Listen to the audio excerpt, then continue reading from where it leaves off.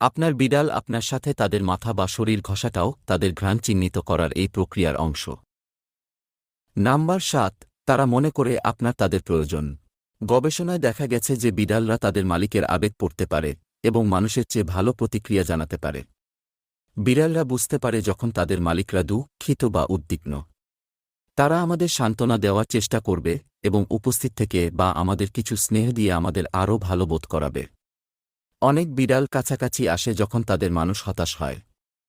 কেউ কেউ আবার ধাক্কা দেয় ও ঘষে যখন তারা বুঝতে পারে যে তাদের মালিক অস্থির বোধ করছেন। আপনার বিড়াল আপনার দুশ্চিন্তা কমাতে আপনার পাশে ঘুমাতে পারে যখন আপনি দুঃখিত বা উদ্বিগ্ন। নাম্বার ৬, আরাম।